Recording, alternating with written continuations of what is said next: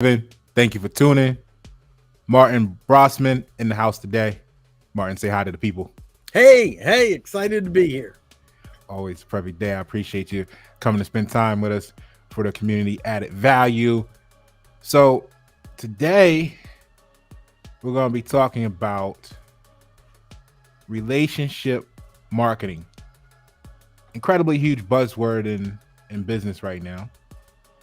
And I titled this one A Knowing Glance, right? Because that's what relationship marketing kind of is about, right? That feeling of that knowing glance. Give us a high level overview to start us off, Martin. Well, of course, I'll flash the latest book here too. Excited. We'll make sure you're getting one of those.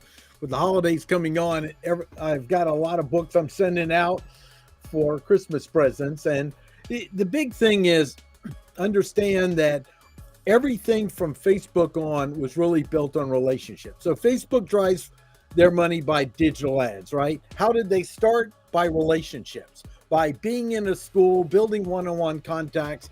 That's how it does.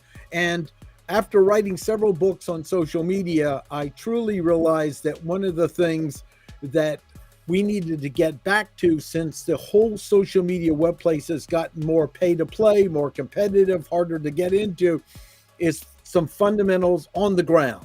So for small business, I'm an advocate of on the ground first, then on the web second, instead of the other way around. It's just too competitive, too expensive for many mom and pop shops. And what occurred is they just didn't know what to do sometimes. They had kind of lost track of some of the fundamentals of relationship marketing. And years ago, I teamed up with Pat Howlett, the Stories Online as well, and saw he was doing something different than I was doing and getting more profound results. And I want to just say, since I left IBM in 95, I've always been in the inquiry, what is true ethical sales? That to me, ethical sales is if you know everything I'm doing in sales and you feel comfortable with it as a customer, that's ethical sales. If you feel manipulative, then it's not. I like that. So transparency is key. It's critical. It's that feeling of the warm cup of coffee in the cold, AM, right? So what we want to do in relationship marketing is you want to make the customer the center of the universe, right? So we make the customer the center of the universe. The question is, how do we define the customer? Because when you look at processes and supply chains, I mean, a vendor's a customer, your coworkers a customer, the employees are customers.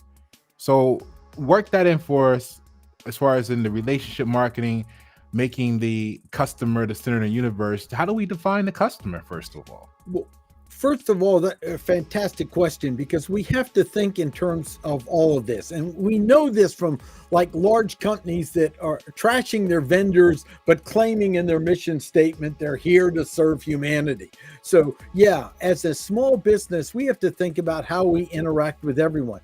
The other key thing that's critical is really understanding you can't serve everyone.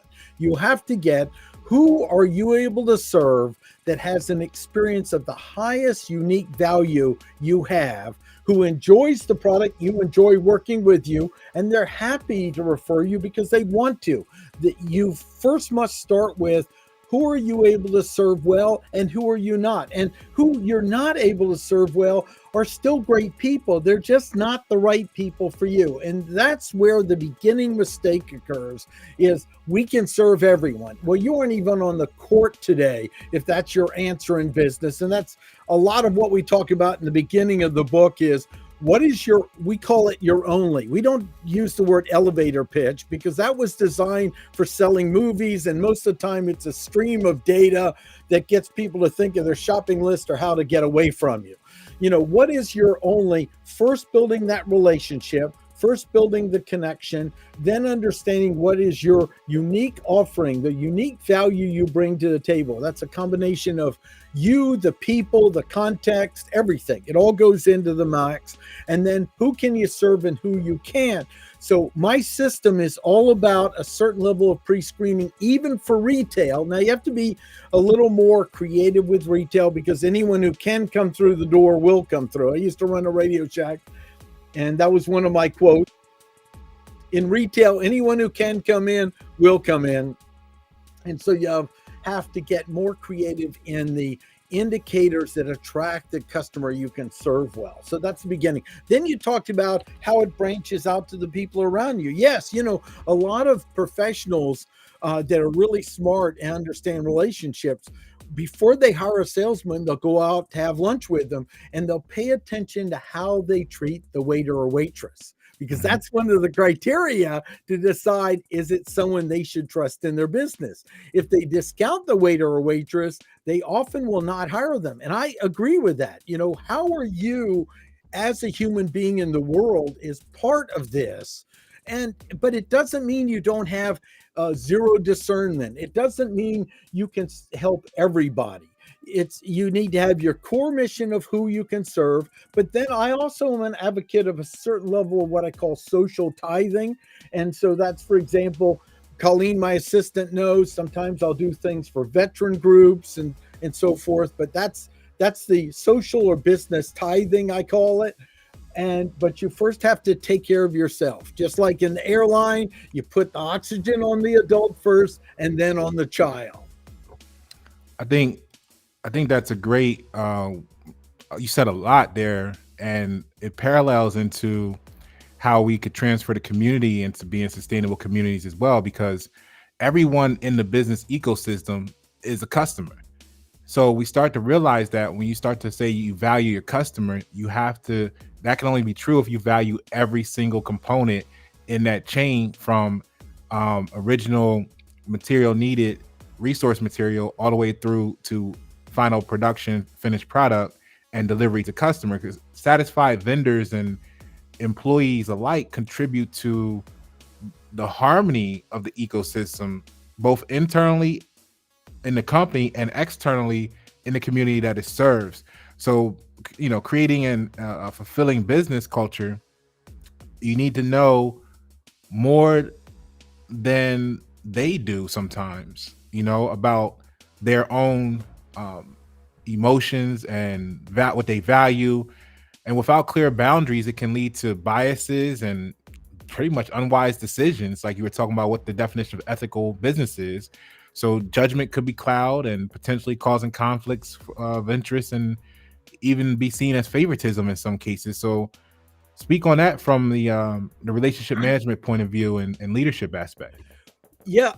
Well, you know, a human being is going to have biases just for survival. I mean, we are not built, we have too much data coming to us, and intrinsically, as a human being, you're going to have biases. It's good to know. Sometimes I call that our shadow side. It's good to know and be aware of what your biases are. They're going to happen no matter what you do.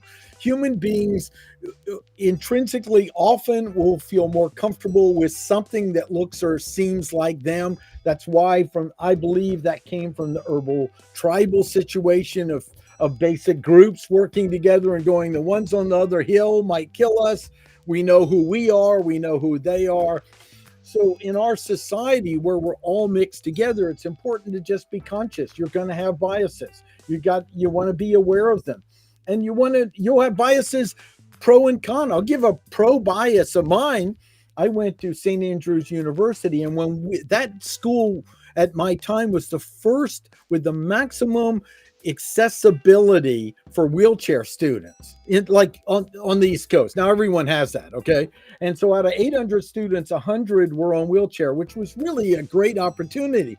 But I had a bias that anyone who had a disability was a better human being. You see, that's a kind of a positive bias. Mm-hmm. And then what happened is, when I realized, well, there's some people in wheelchair that are jerks and some great people, what happened is what looked like a positive bias broke down. And then I started seeing each of us more as human. I didn't realize that I had put them on a pedestal, which was in some way sort of dehumanizing them, instead of just seeing it as the person in front of me. So we have biases, both positive and negative, and we just want to have a watchful eye on it. You know, the idea you have no biases is ridiculous. We are biological machines with limited data we can take in, and of course, as you know, I have that T-shirt, "Seeking Intelligent Life on Earth," and then you've held some other. Yeah, I really think we might be a fully conscious being that we're just before. It's just too much going on. And so that's the beginning. Did that begin to give you an answer? I want to make sure I address your questions.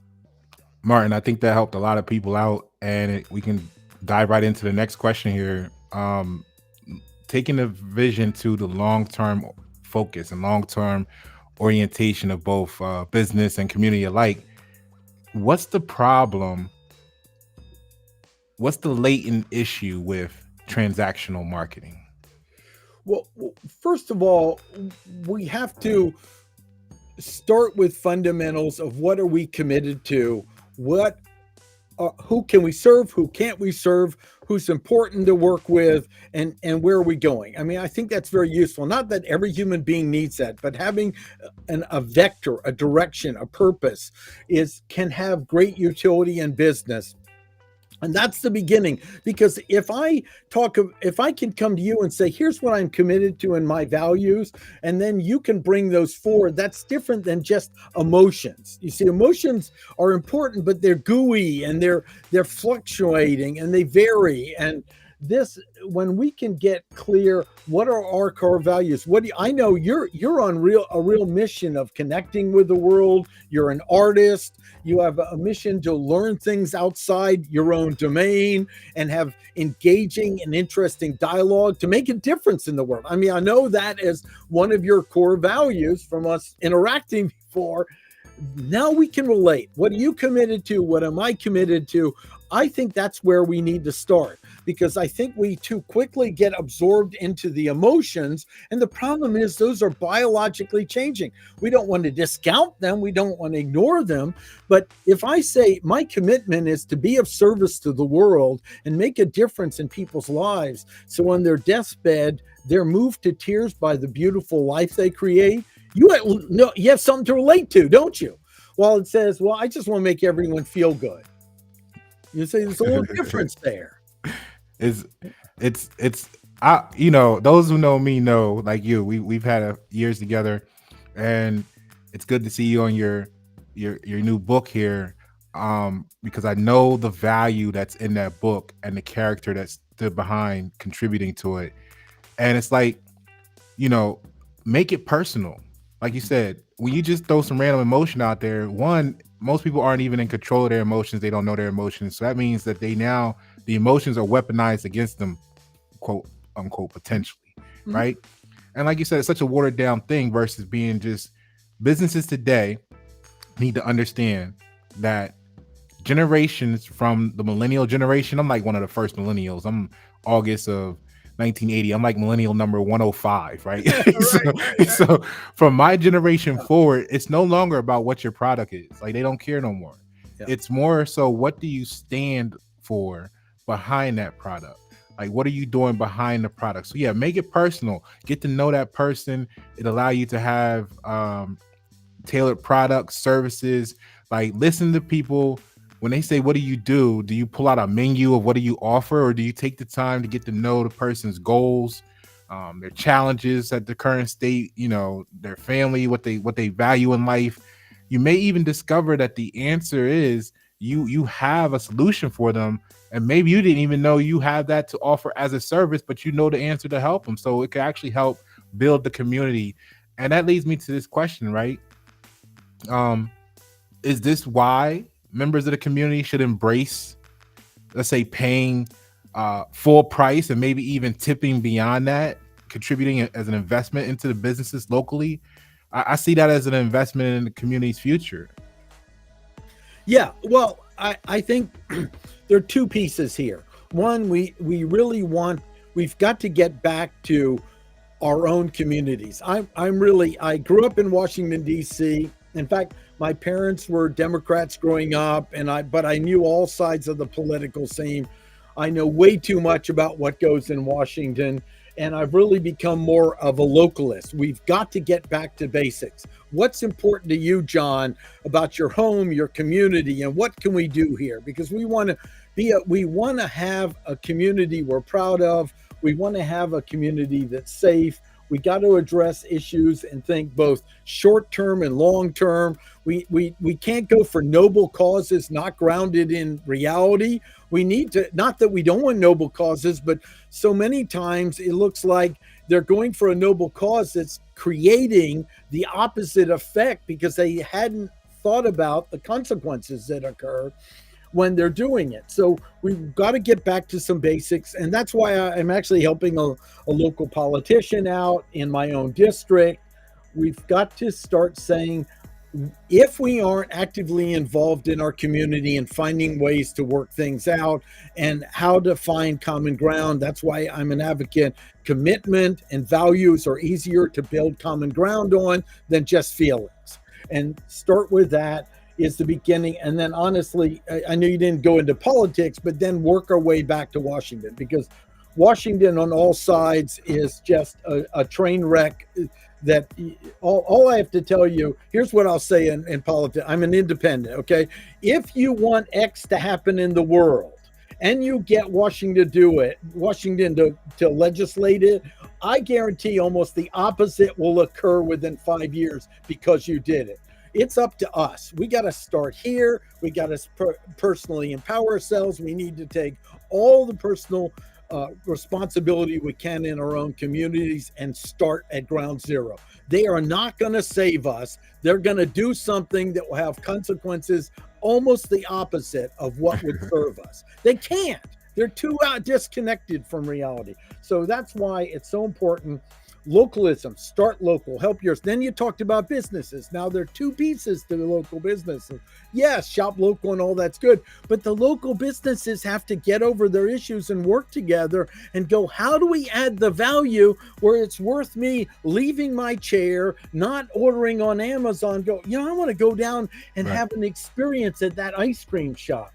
They have to do their homework of getting over the issues. When I go in small towns, I go, well, yeah, but it's good, but you don't know we have these problems. Of course I know you have these problems. There are human beings there. Raleigh has problems too. You just don't see it in the micro level. We've got to get over whatever we have issues with our local businesses, find some common ground, start referring each other on the ways. It might be there's a shoe store and I think they're great with comfortable and good looking shoes, but I may not think their gloves are perfect. Well, don't refer their gloves, refer that. Well, I like the ice cream shop, but I don't like the hot dogs. Well, refer the ice cream and don't refer the hot dog. This is my chant. So many people have said is get over yourself and be there for your community. And also the core concept with small businesses, our competitive advantage is speed of execution, connection to our neighborhood and community and our people. Stop hiding behind your brand and get out front. Humanize and personalize is something that the big companies try to do, but they can't do it as well as a small business. Yeah, because they're so worried about the cancel culture. And, you bring up a good point with the government bait and switch. I did a video. We're both in North Carolina. This is kind of like a conversation of East Side, North Kakalaki, and West Side, North Kakalaki. You're in Raleigh. I'm out in Raleigh area. I'm out here in the Charlotte, in the vicinity of Charlotte.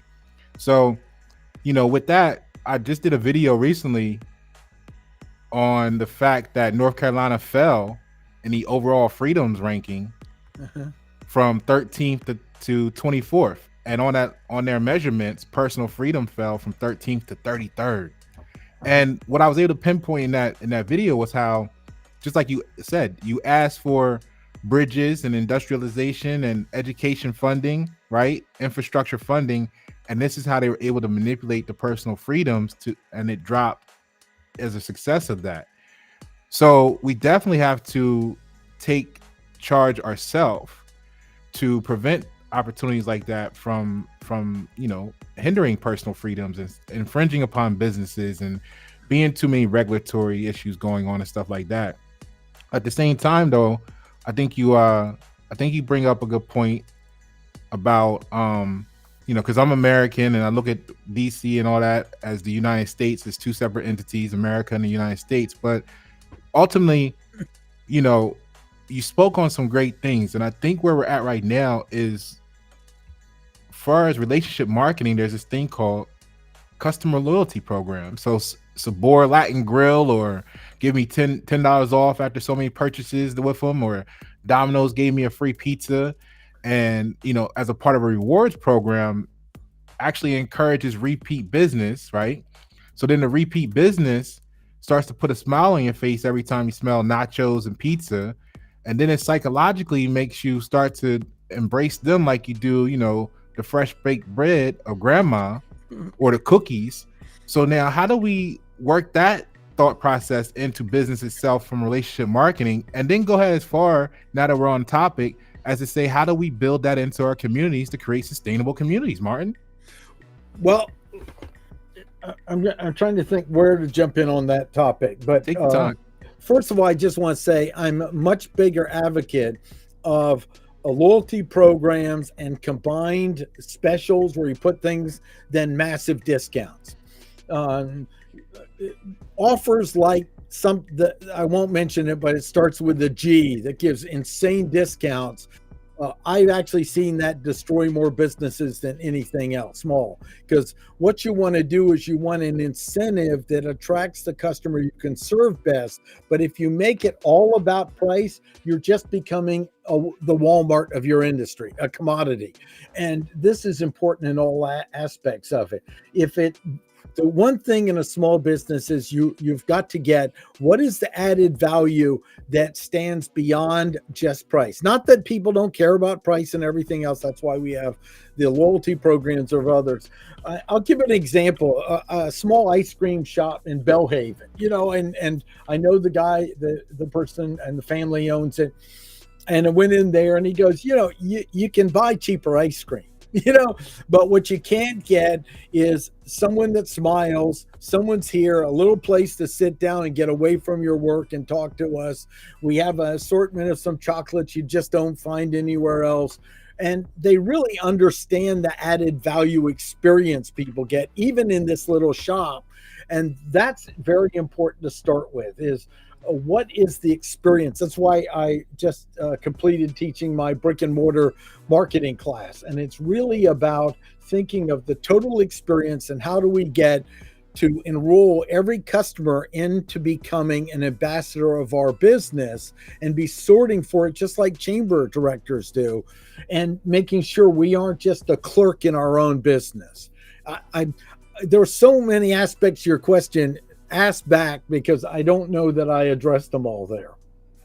Yeah, I mean, you got a good bit going on. It's just basically, on the community level in particular, now that you've covered some of the business side, how do we install or instill that loyalty program in between the local businesses that we need to enrich and invest and enroll into wholeheartedly, so that they can grow in the community and become the lifeblood of the community, so that the community can be sustainable? Because I think what we're witnessing is a distrust on some levels. The consumers, they think because you're local, granted, you got the people that are bought in already. We're not talking about them. We need to reach a critical mass here, right? So we need more people. But there's the people that say, hey, I would rather go to Walmart to save $4 on a product instead of giving it to the neighbor the extra $5 to make sure that product is available in the community. They would rather go to Walmart, save $5 so that money can go to China, and then they can buy Nikes with the savings. After they bought 24 items, they're going to go buy a pair of Nikes, which go to China. And then they're wondering why they wake up one day and the community is humble, which means not proud, because all the proud stuff we had, the noble, excellent, splendid things, are now in China. So how do we make the community sustainable to gain that trust, and as far as the loyalty rewards program of the action it's going to take to do that? I'm going to give a specific example. In Burnsville, North Carolina, there's a shoe store. She doesn't sell online. You can look her up. She's been in many of my classes. Great little place. I think Main Street Shoes. And what she does is She's created an experience of her shop and Mhm. little videos talking about the shoes, where you might be able to get a shoe similar in price, but you want to make sure it's fitted correctly before you leave by a human being that will check that out and will speak up if it doesn't serve you. And because she's humanized and personalized her business, she had someone come in from Texas visiting the area and said, I've been watching you on Facebook for, I think, a year or something, and I wanted to come in and experience it there. We have to go beyond the product. We have to give something where they want to experience being there. And this has to be collectively when I work with downtown development programs and communities. This is about the whole community so that you're not just going there because of the price, you're going there for an experience. And even younger people are willing to invest more in experiences as well as others. So that's the first of it. And then understand, is there something where you can compete? Well, even when Walmart came in, there were certain hardware products that they would not have available. They couldn't get. And if I watched how towns would, instead of adapting to serving where the holes were in the big box, they said, well, we just can't compete. And then they went out of business. So you have to be willing to adjust and go, where are they dropping the ball? Where's the holes? Because the big places can't have everything and they're going to have holes. And then you start collectively working to fill those. So that's a beginning part. And then I also want to add something related to this is the community. What are you doing with the community? I'll give an example. I'm walking distance to a wonderful park called Shelley Lake Park. A number of years ago, some crime was occurring there. And what I know about crime is the base level crime occurs when you don't have people paying attention. That's number one. They're just not paying attention. And then you don't have enough authority presence to create the incentive for people that really aren't hardened criminals, but are just mischief or something else. And so I created a group called Shelley Lake Park Fans. And now there's like amazing photographers capturing the eagles there and the deer and everything else. But there's an awareness now, positive awareness into your community. Grab something, build it out, make a difference. And most of the posts are not me. I mean, there are people far more gifted than me in photography, capturing the wildlife. And I'll go around, bicycle around, and I'll say, yeah, how's it going? Have you seen Shelley Lake Park Fans? Oh, yeah, we're always following it. And that's the beginning, as you've got to find who in your community can you work together to start get involved in your own community. You won't get everyone on board, but it's like stone soup. You got to start with something and see who's the next person we can work with. And no, this takes a long time. These things don't change fast. That's true. It's true. Like 485, 20 years, right? Right. So the experience is added value, and I can't reiterate what you were saying enough, because instead, when you were talking about, you made a great point about don't focus on the price, which is what I think a lot of places and people are doing right now, which is damaging the community. They'll start with a product. It's $100 product. The guy around the corner, the lady around the corner, she's gonna underbid you. She wants to sell it for 95, or to get the government, all started with the government contracts, right? I'll do it for $95.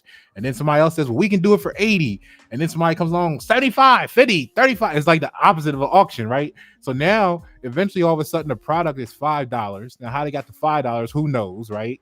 So that means that there's no margin for growth in the community with that, because the $100 product itself contained enough for the product replacement and inventory. It contained enough to actually employ the people, keep them paid in the shop or in the store or in the business, and then it had surplus, so that now you can go to vendors and get other acquisitions and assets from the community through other vendors in the community. So by the time you drop it down to $5, all that's gone.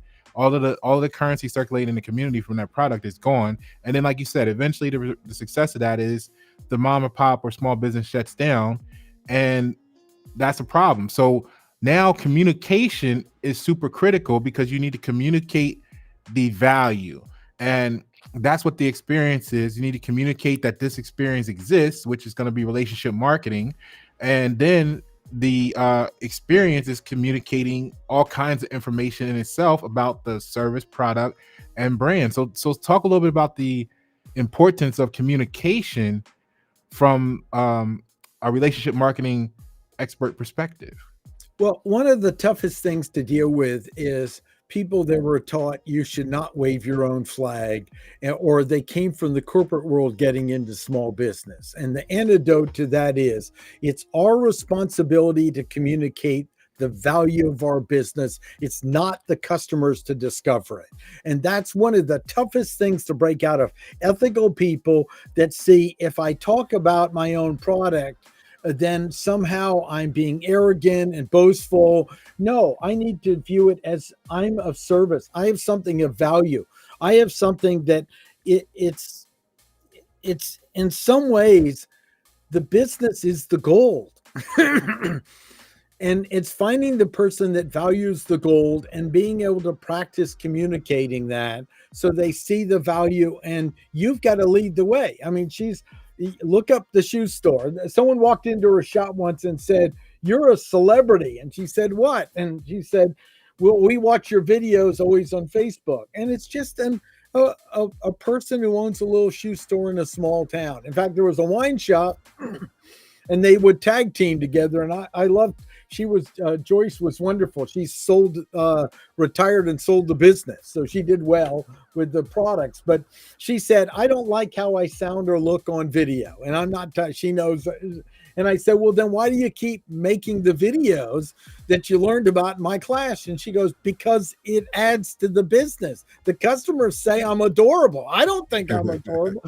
That's the thing is, the gift of having your own business is getting out of your own self-absorbed ego. You see, most of what we think is being humble is cloaked arrogance. I'm going to repeat that. Most of what we think is being humble is cloaked arrogance. Because if I'm really over there to be of service to you, then then I shouldn't have any problem adding the value, understanding what occurs, anticipating the next product.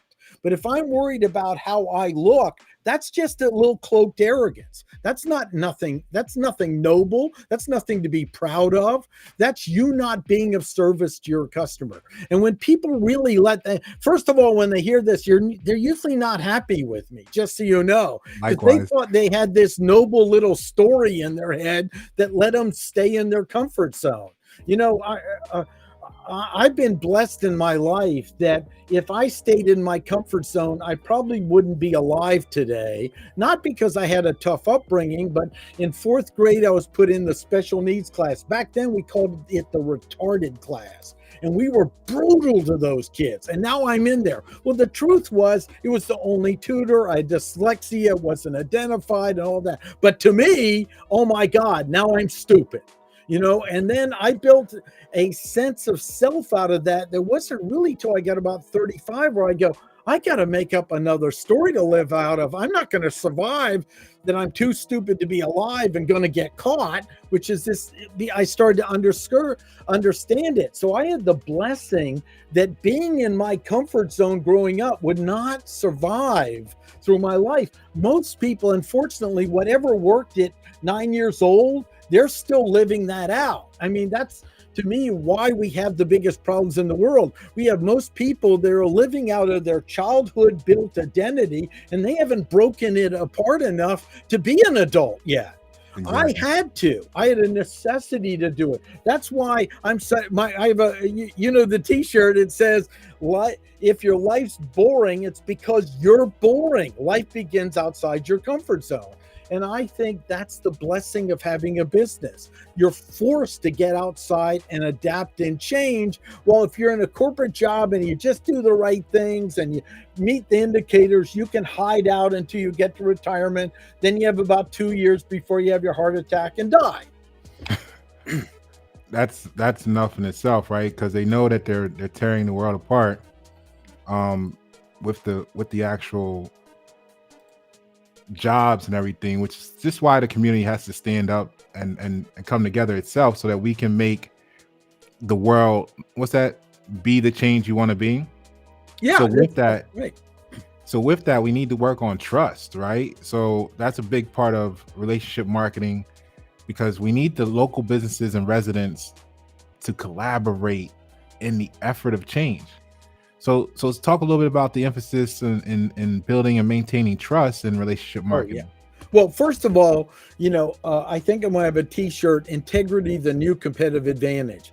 We are so comfortable of saying one thing and not doing it that we don't know that we undermine our trust with every single one of those things. Like, hey, and look, I'm off the charts ADD and dyslexic. I fight this every day. I'll say I'll give you a call on the drive back. If I don't put it down, I might as well just tell you I just lied to you. So I'm as much a victim of doing this and have to watch it as well. But we really need to monitor that and understand those little agreements we break. Tiny little ones is how we undermine the core of trust. That's why I'm an advocate of, someone. I remember I was working a little store and somebody came in and said, well, the customers will understand I'm late because I had a good excuse. I go, well, to me, breaking your word, a good excuse is death your own. And I was quiet and they were shocked. The fundamental of it starts with just that. Yeah, all right, okay, all right, that's great. All right, you got a new job. I'll be hiring you for that one. Okay. We'll get it out before Christmas. So that's wonderful. Look at you. Such an amazing creative guy. But the key of it is it starts with the fundamental. Are you doing what you said you'll do? And are you paying attention to not just what you said, but what's understood as the agreement? It all starts with that. This is a circle of integrity. This is a circle out of integrity. It starts with the fundamentals. Get out of the emotional realm of it. Let's begin with the fundamentals. And that's where you asked, how do we build trust? We have to start at ground zero. And, sometimes I go, oh my gosh, I can't believe that occurred. Here's what I'm committed to. I apologize. Here's what would make it up to you. I would go in to $1 million accounts. One of my things in IBM is I said, send me to the customer that's yelling and hostile. And the reason was I wanted to apply my Aikido principles to conflict and get better at it. You don't get better unless there's conflict. And I'd go in and I said, I represent IBM.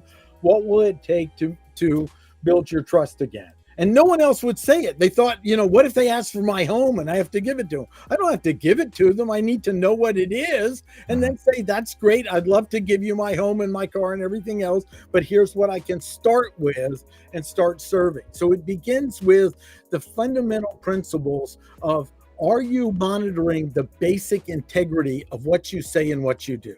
That's the beginning. And that's how we can build back trust. And we know this is almost zero out of Washington. My gosh. Oh, well, we said this. Now let's act like we never said that. And let's do this, this, and this. Corporation in the IBM, I go, well, they killed the process. Well, we don't talk about that anymore. Well, now you've destroyed everyone's trust because it didn't work. We tried it, it failed. Now we're doing something different. If they'd just done that, they'd actually build more trust. So that's my answer to how do we start trusting each other. Ground zero, fundamental integrity. I like it a lot. Everybody's worth a cup of coffee. You've heard that before, right? Right. So I think over that cup of coffee, what happens is you get to reinforce and revisit and hold accountable your observations of the integrity factors of, are you doing what you said you would do?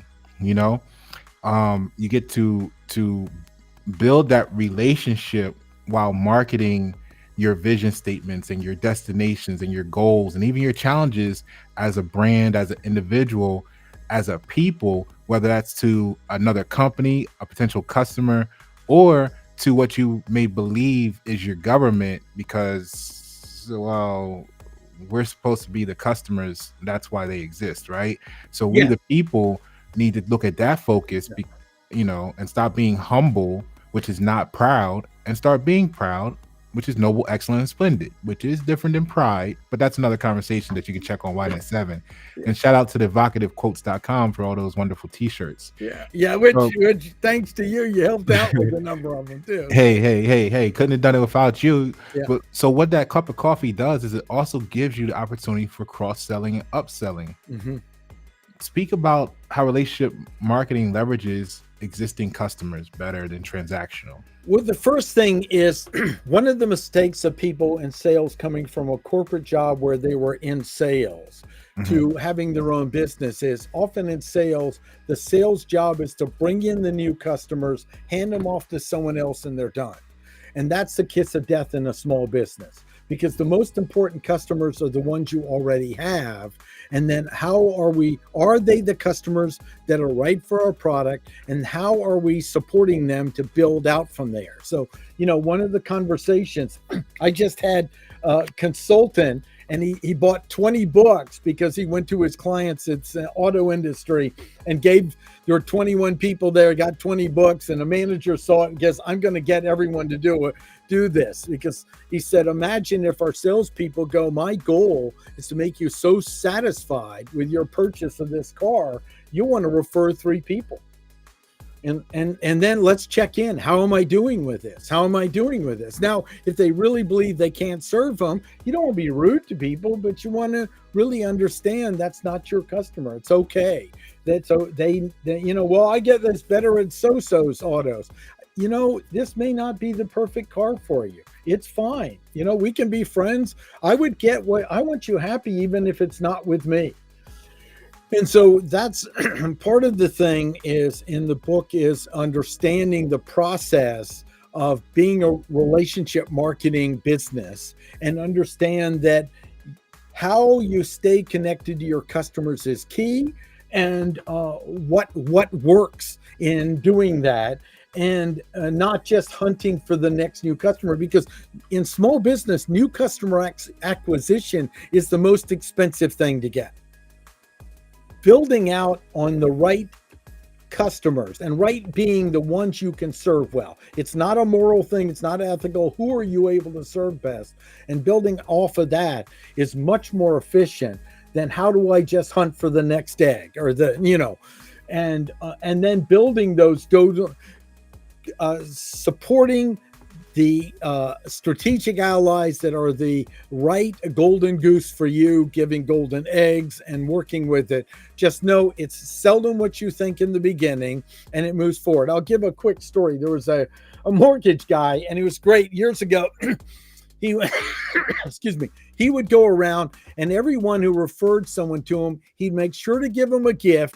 And here's the thing. Now, I'm for promotional products, but he'd make sure the gift never had his name on it and was of value, to be different, you see? So it'd be like a unique can opener, and it didn't have his name on it. And he'd go around and give them. He found this one woman in a tire shop selling tires, referred more people to him than anyone else for mortgage in a tire. And he finally sent down and says, Judy, I just thank you so much for referring people. And I just wondered, what is it that gets you to do? Well, she said, you seem nice and I like gifts once a month. Well, that's okay. Just make sure she's your first stop. And she's sitting there hearing people in the audience. So it's not always who you think. I mean, this is the admin in an auto tire shop that's sending more people than all the realtors and everything else to him. So understand you're going to pick these strategic allies, then you'll listen for who actually works, and then you want to cultivate them. And then if they don't refer, if you have a problem with the referral, you don't go, well, that was a crappy referral. If you care about the relationship, that's it. So this also involves developing a muscle of dealing with conflict, because most people avoid conflict, and it's not that we ever really enjoy conflict, but the deepest relationships often will happen if you go through your past where you had a conflict, you stayed in the conversation, and you found some resolution with it. That's where real trust is built. So just know that uncomfortable moment where there's a conflict can be the best. I'll give one more story of this. Sure. I was teaching a WordPress site, and I had a person who was a deep dive WordPress expert teaching with me. Whenever I developed something where it involves technology. I try to team up with someone who's in the trenches every day because I love coaching and training. Someone in the class hired him to develop a website. I didn't know it. I'm the key teacher. Then the customer came, that person called me and said, I can't reach the web guy. I gave him, money. I can't reach him, whatever occurred. And I know it's not your problem. I said, yes, it's my problem. He was in my presence. You trusted him because I'm the chief instructor. I want you to go get a website built and send me a bill. So he sent me a bill for $900. This was years ago. This is a lot of money. So let me try to reach him first. I tried to reach the person, couldn't. So then I called up the person and I said, look, I want you to know you dropped the ball with the customer. You were in my presence, so I paid $900 for a website to do it because my word, that assumed trust was with it. And I care about my integrity. I like you as a person. I love for us to talk and work something out. I don't expect you to pay it, but I really like to rebuild trust again. I got a phone call finally. And I want to say we're good friends today and it really built up, but it's the idea of being willing to take that risk that your word goes with you and clean it up if it doesn't. Now, I can't afford to do that every day, of course, but it's the principle of the thing. Right. And we're so afraid of committing to anything in life. We have no integrity. It's like if you want everyone to like you, no one will respect you. No one. So that's the beginning of it. It's a similarity between the polar opposites of, like, you and me both were on a short bus. And this is a conversation I had with Trish McCabe, who was just on recently as well, because she was in that situation that you were as well. And I comforted her one time and chinned her up because I was like, look, you were in the class, they gave it a title X, A, B, and C. Yeah. I was on the opposite end where they threw me in the class, the advanced gifted program, studying Greek mythology, analogies, all this kind of stuff at 3rd grade, right? I got 3 top 10 finishes in National Science Olympiad competition. But we both were put in these different positions for the same reason. We were too inquisitive beyond the norm, so we were slowing down the process. So they put us over here, put y'all over there, so they could deal with the core people that was just the brainwash, go along with the flow. We were separated from the rest. So we were technically the same thing, right? The same way you're talking about with the quality of representation in branding, right? So you want to have the people around you represent certain values that you share, so that when you refer them, it's like a referral of what you represent, and that's why you put a lot of time in screening the people who you're dealing with, building that relationship, learning about the other people. And nowadays in today's society, people are like so offended when you want to spend time with them and talk to them and get to know them because, well, let's face it, most of them are trying to hide something. So when you're transparent up front and you put all your cards on the table, like it's reassuring to know that I can sit down with Martin and say, Martin, I'm an American, and Martin can go, and I can say, not a U.S. citizen, and Martin can go, what does that mean? And we can have a conversation, and then Martin can realize, you know what? I didn't call myself that or talk about it that way, maybe, but we share a lot of the same thought processes, and now we're still rocking together years later. That's how it's built, and then customer value and relationships and etc. So lifetime value consideration. Well, I think that segment just says enough for you to just go down a whole waterfall of value added from relationship marketing. Yeah, the great thing is just the quality of people I get to work with. Like you and I met on a Lineable networking event. I think that's where we first met, wasn't it? You just dropped in and we met, and I went, I want to get to know this guy. This guy's cool. And then we started talking for a while. What else do you do? Well, I'm trying to I know you do the whole branding package, but would you do a few t-shirts? And we, I enjoy having t-shirts out there, and and then we built from there. And then we had some great philosophical discussions along the way. And that's part of the joy of this journey is starting to find the people interesting to talk to for you. What works for you? Not everyone wants to have that conversation. I mean, I, as a child, when I was a teenager, my friends were trying to get dates and I was trying to reach enlightenment. That's not normal for most of the kids, you know. I wanted to be a physicist, and I remember, in fact, I'll tell you, I remember when they put me in the special class, hearing my mother yell at the the principal and through the wall, and she goes, "Have you ever seen how he talks to adults?" You know, it's like, and what occurred is I had a reading challenge that was there, but I didn't have a thinking challenge. And so, you know, these are part of the things that a possibility when we start breaking out and getting outside our comfort zone. And so I have no patience for people who want to just stay in their comfort zone. That doesn't mean I want you to be uncomfortable all the time, but I mean, look at the cool things you're doing with music. You're going, I remember we talked about it. I said, I'm trying some stuff. I don't know if, you know, I'm saying, I don't know if it's noise or great, but I'm trying to put it out there, and some people are giving feedback, and now I'm learning something else about it. Was exciting. I went to hear it. I go, you know, sharing it with my stepson that's a brilliant data scientist, and goes, it's interesting.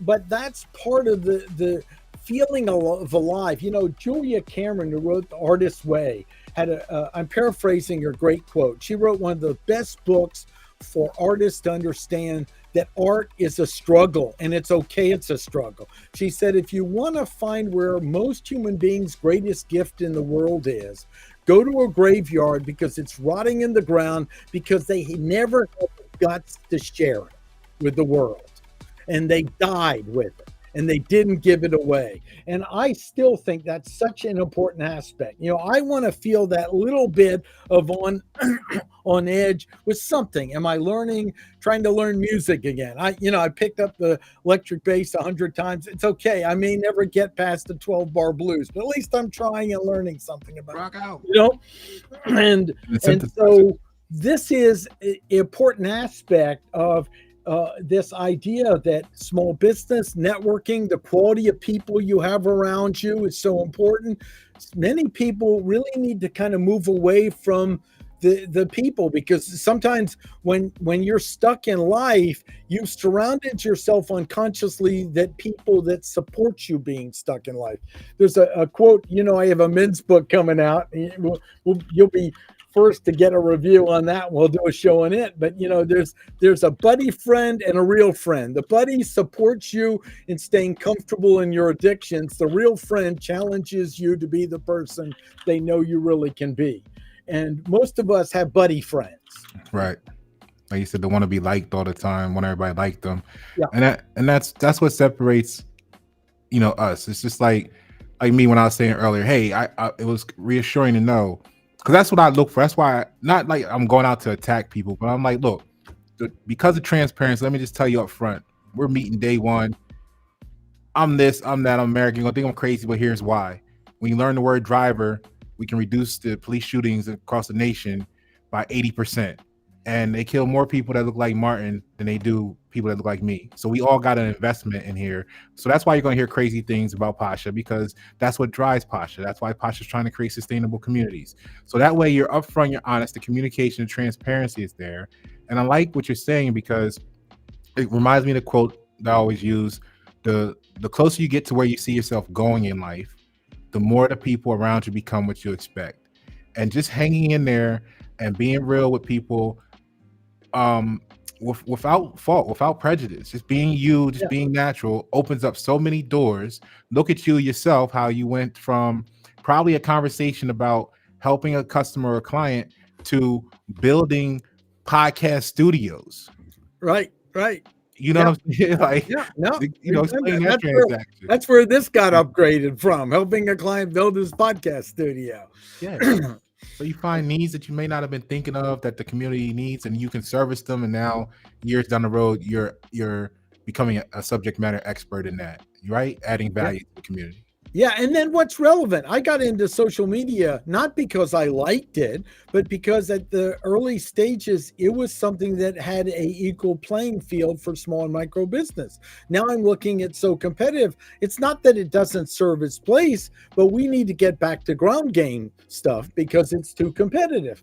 And I've gotten involved. I do like technology, but I've gotten involved. We have a book coming out with Dr. Justin Rose on AI and for brick and mortar businesses because no one's really addressed that. We have a course. How can a popcorn shop use ChatGPT to multiply their efforts and some of the free resources? So we have that comes out after the first of the year. And why? Because that serves the people I care the most about, and it is the important thing. And also, we have to really demand our towns to think in terms, what are you doing for small business? I mean, even Raleigh had some proposed thing of making storefronts all look the same downtown. Well, gosh, if they've got crime and they've got shoplifting and they've got a problem where we don't have enough places for the employees to live, I think that might be more important than we put another burden on the business. I mean, it just shows profound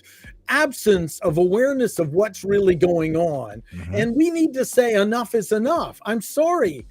We voted you in. You're not doing what we want. I want to mention something I've learned in politics in DC. Most people actually don't constructively communicate to anyone who can make a difference. Most don't. When I worked in political offices, when someone would handwrite a note and send it, and then they'd read it, they'd go, crap, this is a vote. This is important to look at. Most people whine to someone who can't make a difference instead of go, what might be a suggestion that would make a difference, and who is the important person for me to give this to? I think we get the government that we're willing to tolerate. Okay, I think you make a good point there.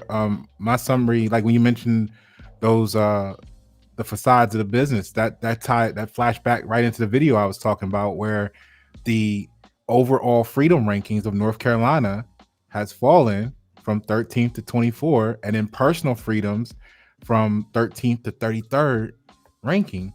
And that just reminded me of that. So now they're going to come down to whatever street that is and infringe upon all the business owner rights and try to tell them, you need to make your facade of your business look like this.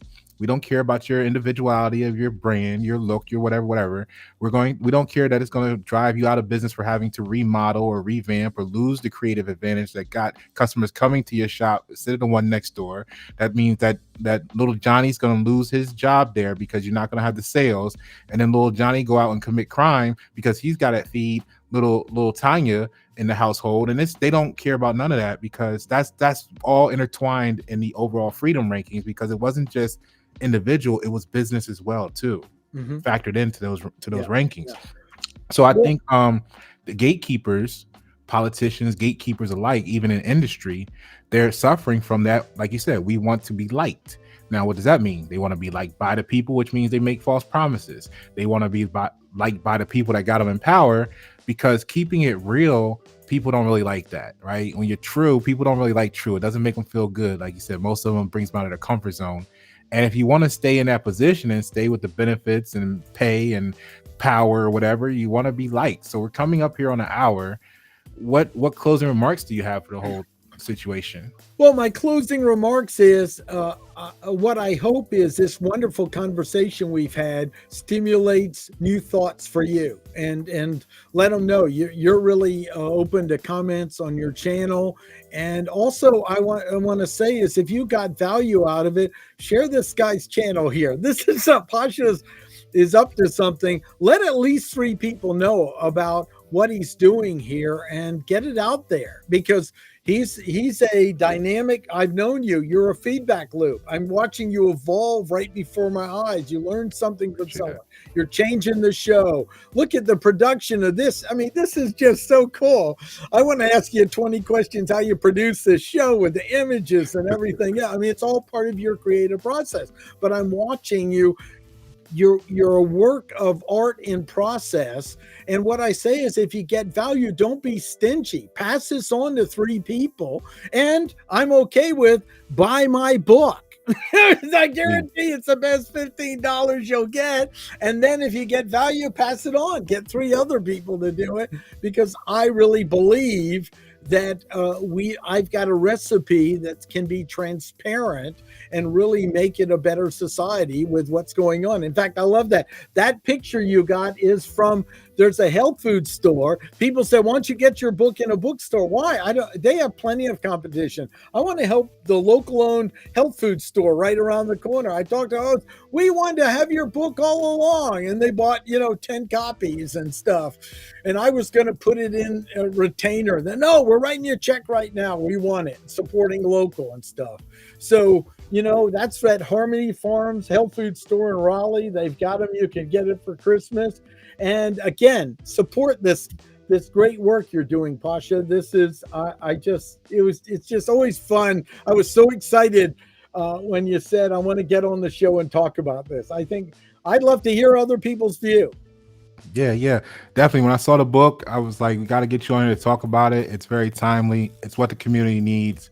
I appreciate the feedback on watching the growth and development, and the same with you. Like I said, I remember, when you were first doing ABC and putting together programs at the community college and everything, and now you're an author. Well, you've always been an author, but now you got a new book with national reach. And look at you practice what you preach, though. You don't just say stuff and then do it something different. And that's what people be hiding. They talk to you, and then when you see them in public, they can't be around you because, oh no, my circle of safety is, whatever, right? But you got this book in a non-bookstore, right? As an opportunity. One, sure, you're marketing your material, you're marketing your solutions for community, but you're giving someone an anomaly, right, in the bookstore world, an opportunity to make contribute to their lifestyle and quality of life off of your product, which happens to be a book.